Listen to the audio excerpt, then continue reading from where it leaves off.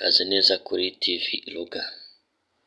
Aka kanya rero nkaba ngiye kubagezaho ibyiza bitatse u Rwanda, urugero nk'ahantu bita ku Kagera ni muri parike y'u Rwanda, ifite ibyiza bitandukanye byakishimirwa na buri munyarwanda wese, nko kuharira ubuzima, gutembereza umuntu wawe ndetse n'abantu bakundanye kuharyohereza ubuzima, ni ibintu byiza cyane mu gihe muri mu rukundo, kwambikana impeta, guteranya n'ivi muri rusange, ushaka kujya muri Royal Balloon kabisa, niba utazibagirwa wirebera inyamaswa nk'intare zitandukanye z'amoko dufite mu Rwanda no muri East Africa, akaba ari pariki y'Akagera.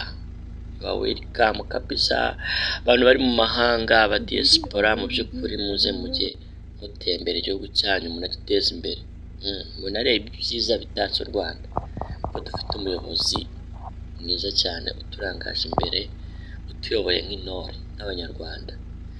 Kuva igihugu cyafatwa muri 1994 barwanya jenoside, cyajemo amahoro kandi ni igihugu gitekanye muri East Africa.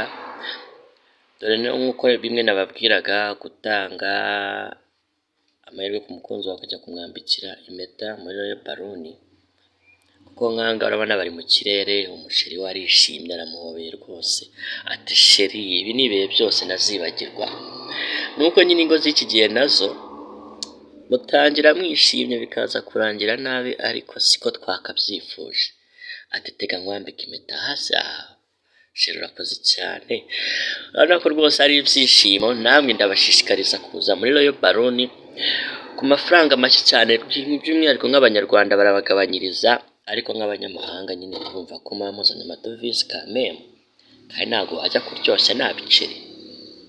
N'abasore b'i Kigali n'abadiyasipora rwose mwakoze ikofi, nimuze mu Kagera mubanze murya amafaranga, kuko erega amafaranga utayariye se wazayarya wapfuye kabisa. Nyine uramubona na kameramani mu kirere rwose, ibintu ni hatari tu, urabona ko badasiba gusomana kabisa. Reka tubifuriza ibihe byiza, abantu mukomeje kudukurikira munaduha na subscribe kuri Ruga TV.